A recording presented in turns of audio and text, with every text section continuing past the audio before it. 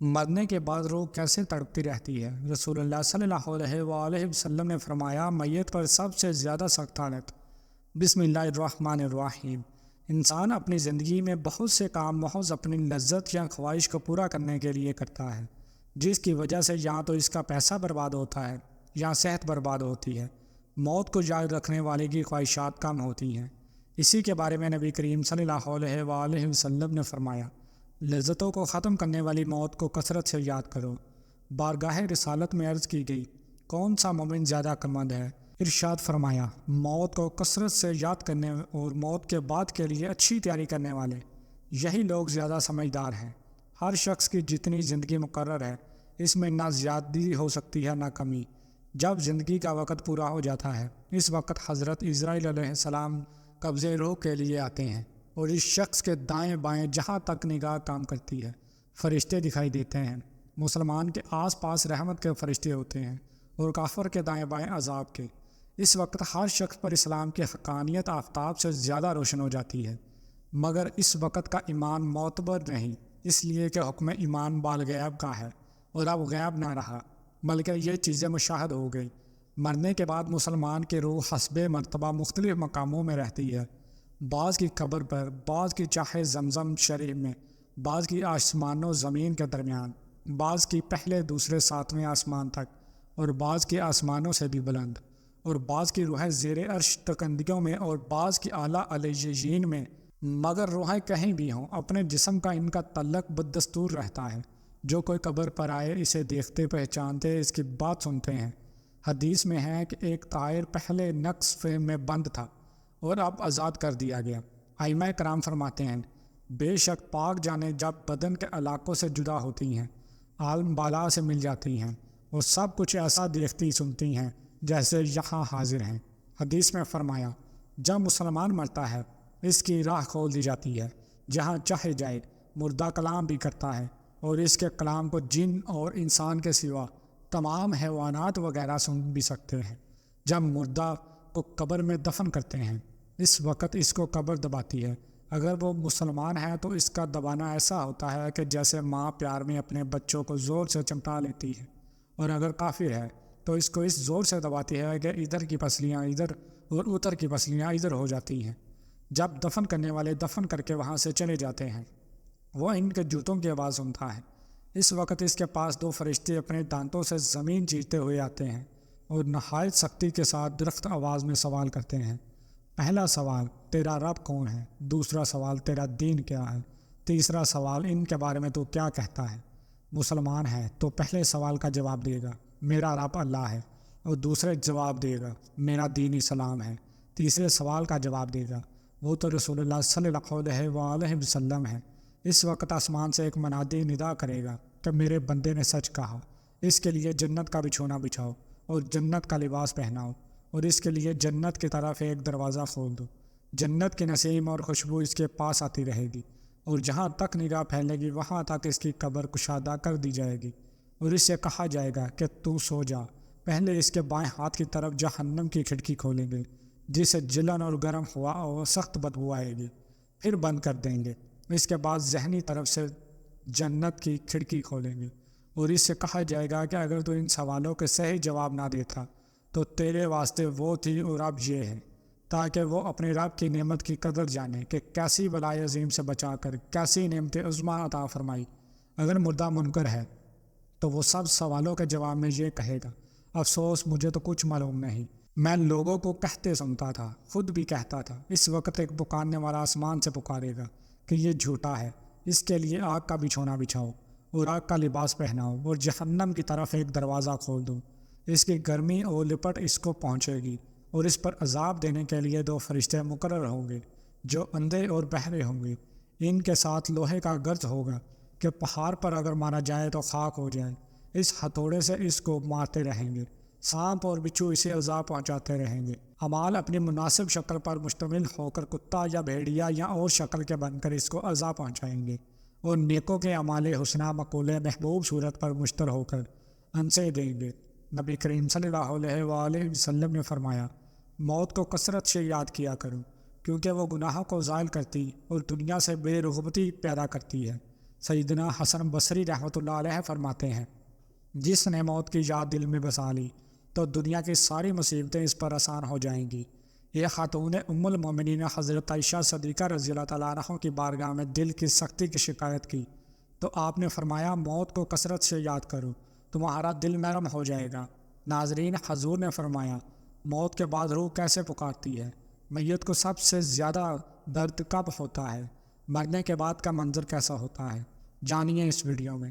حضرت زید سے روایت ہے کہ نبی کریم صلی اللہ علیہ وآلہ وسلم نے فرمایا کہ میت پر سب سے زیادہ سخت حالت اس وقت ہوتی ہے جب کہ غسل دینے والا اس کو نہلانے کے لیے آتا ہے، اس کی انگلی سے انگوٹھی اتارتا ہے، جسم سے لباس اتارتا ہے، سر سے عوامہ جدا کرتا ہے، اس کی روح بے چین ہو کر فریاد کرتی ہے، جس کی آواز جنوں انسان کے سوا سب سنتے ہیں، اور کہتی ہے، اے نہلانے والے، تجھ کو خدا کی قسم میرے کپڑے بہت نرمی سے اتاروں، کیونکہ ملک الموت کے پنجے کی تکلیف سے مجھے پوری طور پر ابھی آرام نہیں ملا۔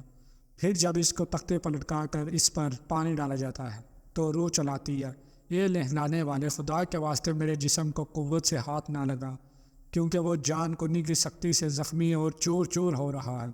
پھر جب نہلا کر اس کو کفناتے ہیں اور پاؤں کی طرف سے باندھ دیتے ہیں تو روح کہتی ہے، اے غسل دینے والے، خدا کے لیے ابھی سر کی طرف سے میرے کفن میں گرا نہ لگا، تاکہ میرے بیوی بچے اور تمام رشتہ دار دنیا میں آخری بار میری صورت دیکھ لیں، کیونکہ آج میں ان سے بچھڑ رہا ہوں اور اب قیامت تک یہ میری صورت نہیں دیکھیں گی۔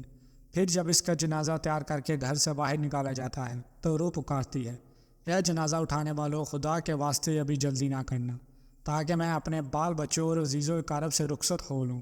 یہ جنازہ اٹھانے والوں، میں اپنی اولاد کو آج یتیم اور بیوی کو بیوہ چھوڑنے جاتا ہوں، خدا کے لیے میرے بعد ان کو تکلیف نہ دینا۔ میں اپنا گھر اور مال و ثواب دوسروں کے لیے چھوڑے جاتا ہوں، اب یہاں کبھی واپس نہ آؤں گا اور قیامت تک کسی کی صورت نہ دیکھوں گا۔ پھر جب جنازہ اٹھا کر لے چلتے ہیں تو میت کہتی ہے، اے میرے بھائیوں، میں نے آج تک جو کچھ مال و ثواب جمع کیا تھا وہ صرف وارثوں کے لیے تھا، آج ان میں سے کوئی میرے گناہوں کا ذرا سا بوجھ بھی نہیں اٹھا سکتا، ہر چیز کا حساب مجھ سے لیا جائے گا اور میرے وارث کھائیں اور اڑائیں گے۔ پھر جب نماز جنازہ کے بعد دفن سے پہلے کچھ لوگ اپنے اپنے گھر جانے لگتے ہیں تو میت کہتی ہے، اے میرے بھائیوں، خدا کے واسطے ابھی سے ایسا ظلم نہ کرو، مرنے والا تم سے مانوس تھا اور تم دفن سے پہلے لوٹے جاتے ہو۔ پھر جب اسے قبر میں اتارتے ہیں تو میت کہتی ہے، اے میرے وارثوں، اتر کے پانے والوں میں نے جو کچھ مال جمع کیا تھا وہ سب تمہارے لیے چھوڑا، خدا کے لیے تم مجھ کو دعائے خیر اور فاتحہ سے نہ بھلا دینا۔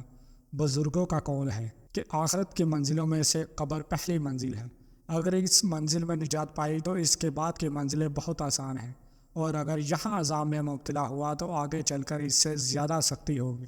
حدیث شریف میں ہے کہ مردہ قبر میں ایسے ہے جیسے کوئی شخص پانی میں ڈوب رہا ہو اور مدد کے لیے فریاد کرتا ہو۔ مردہ ہر وقت اپنے ماں باپ، بہن بھائی یا اولاد اور دوست وغیرہ اپنے پسماندگان سے دعائیں خیر اور فاتحہ کا منتظر رہتا ہے۔ جب اس کو اس کے پسماندگان کی طرف سے کوئی تحفہ ثواب پہنچتا ہے تو وہ اس کے لیے تمام دنیا اور جو کچھ دنیا میں ہے اسے محبوب و مرغوب ہوتا ہے، اور اللہ تعالیٰ اس کے رشتہ داروں کی دعائیں خیر کے ثواب کو قبرستان والوں پر پہاڑوں کے برابر داخل فرماتا ہے۔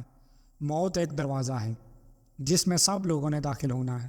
حضرت عثمان رضی اللہ تعالیٰ عنہ جب کسی قبر پر جاتے تو اتنا روتے کہ ان کی داڑھی آنسوؤں سے تر ہو جاتی۔ آپ سے پوچھا گیا، آپ جنت و جہنم کا تذکرہ کرتے ہیں تو نہیں روتے مگر قبر دیکھ کر روتے ہیں؟ کہنے لگے، رسول اللہ صلی اللہ علیہ وآلہ وسلم نے فرمایا کہ قبر آخرت کی پہلی منزل ہے، لہٰذا اگر مرنے والا اس سے نجات پائے تو بعد کے مناظر اس سے کہیں زیادہ آسان ہیں، اور اگر اس کی تکلیف سے نجات نہ پائے تو بعد کے مراحل اس سے بہت زیادہ سخت ہیں۔ اور فرمایا کہ رسول اللہ صلی اللہ علیہ وآلہ وسلم کا ارشاد ہے، میں نے کبھی کوئی منظر نہیں دیکھا مگر قبر اس سے زیادہ سخت ہے۔ کیا ہمارے لیے ان قبروں میں عبرت نہیں ہے؟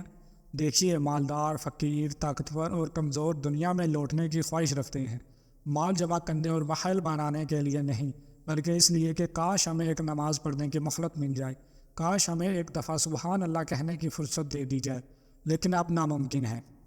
اب اعمال نامے لپیٹ دیے گئے ہیں، روح جسم سے نکال لی گئی ہے، زندگی کی مہلت ختم ہے، اب ہر میت اپنے عمل کی محروم ہو کر قبر میں پڑی ہے۔ ایک حاجت مند حضرت عثمان رضی اللہ تعالیٰ عنہ کے دروازے پر غروب آفتاب کے بعد آیا، ابھی اس نے دستک نہ دی تھی کہ حضرت عثمان غنی رضی اللہ تعالیٰ عنہ کی آواز، اس کے کانوں میں پڑی۔ وہ اپنی اہلیہ سے شکایت کر رہے تھے کہ چراغ کی بتی موٹی ہے جو تیل زیادہ استعمال کرنے کا سبب بن رہی ہے۔ حاجت مند نے جو سنا تو وہ سوچتا ہی رہ گیا کہ وہ ایسے شخص سے حاجت پوری کرنے کی کیا توقع کرے جو تیل کے معمول سے زیادہ خرچ پر اپنی بیوی کو سرزنش کر رہا ہے۔